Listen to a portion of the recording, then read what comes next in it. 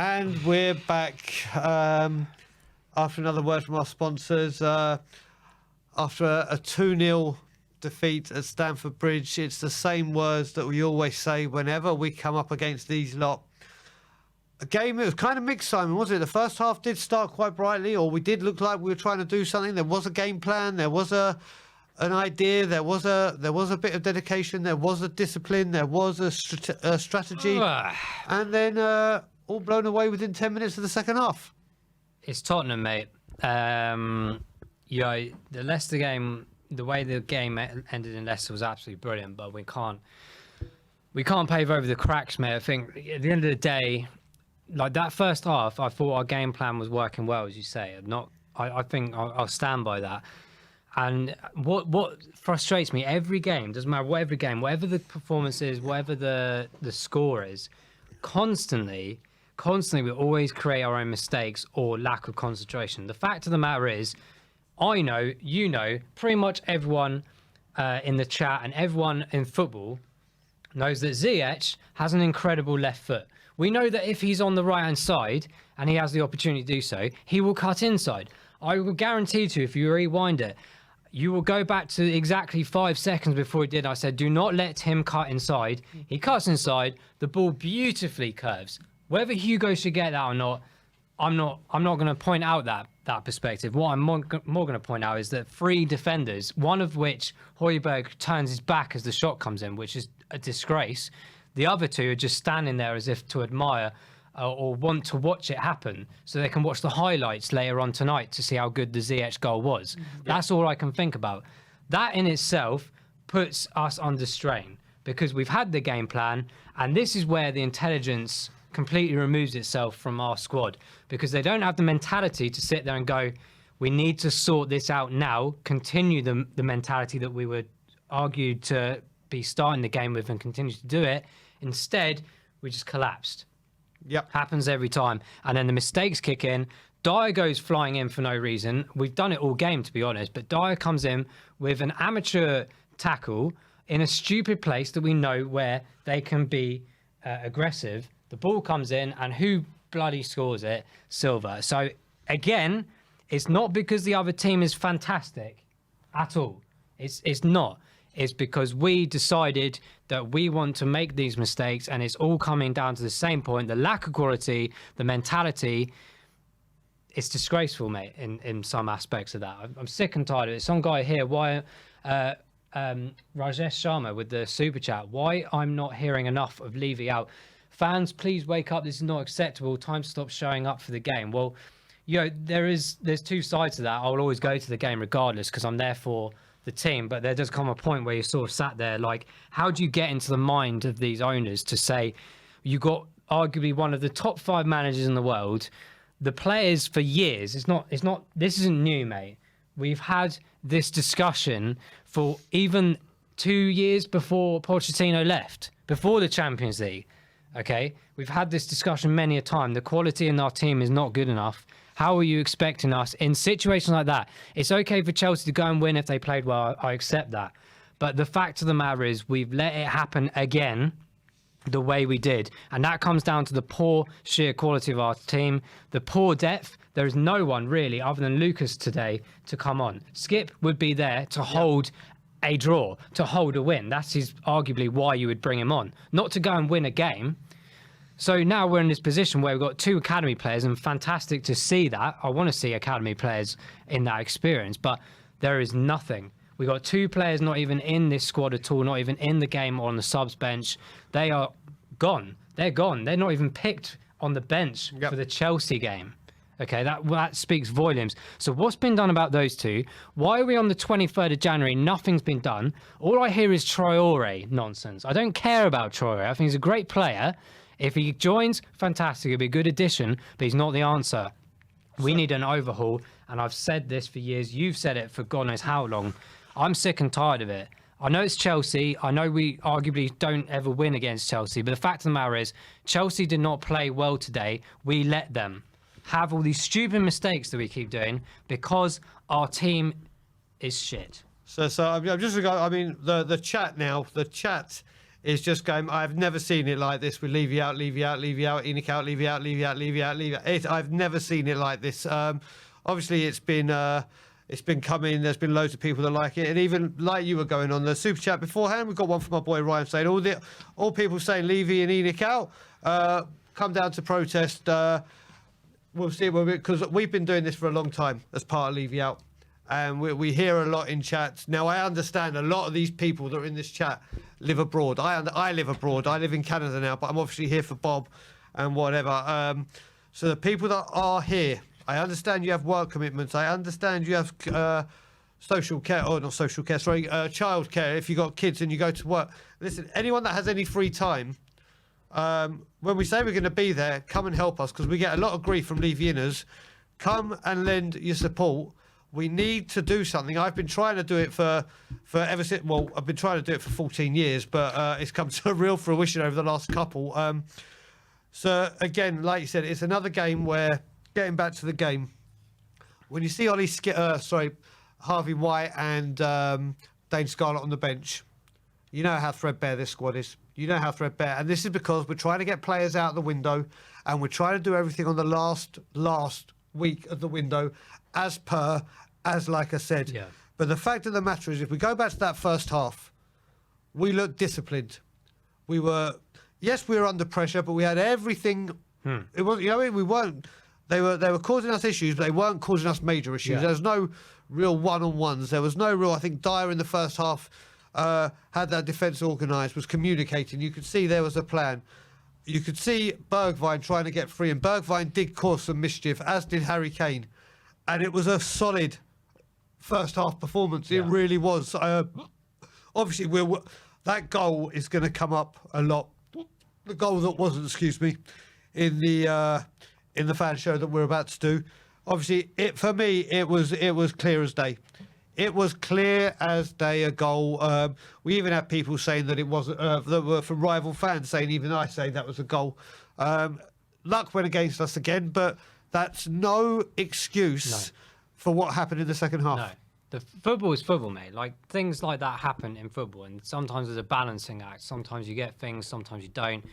More often than not, we don't get them, of course, but in the grand scheme of things, the mentality of the players should have been coming out in that second half to say, stick to our plan, ignore what's happened. And I don't think the players came out and were edged by that situation. I just purely believe the poor quality and lack of concentration is what we're at fault with. Like, the Ziyech situation is a beautiful curling goal. There's no doubt about it. It was a phenomenal strike, but it shouldn't have been allowed to have happened in the first place. And that's when it comes down to the responsibility of three Spurs players watching him being allowed to do that.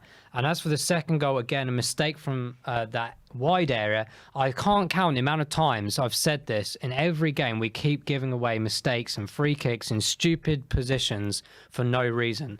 And I know that's why probably Tanganga was taken off anyway, because he was in those kind of situations where the physicality was there. I think he did a relatively good job. But then when he gets the yellow, of course, in your mind, you're going to be like, oh, I'm going to be a bit edgy here. But the problem is in those areas, and we just don't know how to deal with it. And then that's when we just collapse. And then when that mentality hits, we just give Chelsea the favour of being able to do what they do, pass it around, wind us up, and distract us from the job. And it happens every single Chelsea-Tottenham game, for sure. So I totally agree with you, mate, that we should have had that goal in the first half, and we could be having a completely different conversation. We don't know that. But it hasn't happened. That's down to the players being mature and responsible to say that situation happened, can't do anything about it. Let's win this game or try and perform to be against what's happened. Let's turn this into something positive. But they didn't. You know what it is as well, Simon, and I'm sure people in the chat will agree as well. There's different ways to win a game. You can play the beautiful game and play them off the pitch. You can play a disciplined game and wait and hit them on the counter. Or you can do what Chelsea do regularly, not just to us, but to every game.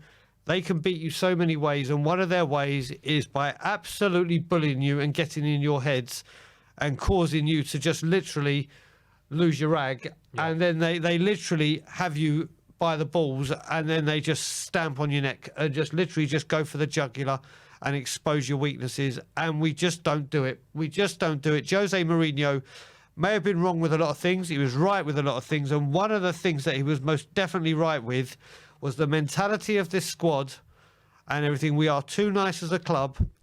We just try and win it the pretty way. Gone are the days when it comes to like the Battle of the Bridge, where we were 2-0 up and we lost our heads, but at least we showed some fight at the bridge, some commitment at the bridge, some dedication at the bridge, the urgency to win and prove that we're there for a game. And Chelsea will always know, like you said, Roy Keane used to say, Ferguson used to say, it's just Tottenham. It's just Tottenham. Just literally put a bit of pressure on them, wind them up, and then this happens. Yeah. And it goes to show. And there's, even if you look at it, the players there, as much as they tried, there's not really a player there that will... You got a Højbjerg maybe, and you got a Kane who'll give it some, and a Dyer, but you need someone like a Romero. I'm not saying Romero should have been playing this game because he was not fit to return and this game would have been too big, but you need someone in there that's going to tear into someone or bully some people, and we just don't have it. Obviously, the other two positives I'd take is Dyer's performance, and not just his performance, the organisation. It seemed in the first half that it looked a lot more... fluid, and they knew what they're doing. We looked more in shape. And Bergwijn again, all right, didn't finish the game well, but everything he did, he tried to do positive. Obviously, he went down a bit before the goal that didn't stand, and it looked worrying, but he got a full game under his belt, and I don't think he did himself any harm. But that is about where it lies for me.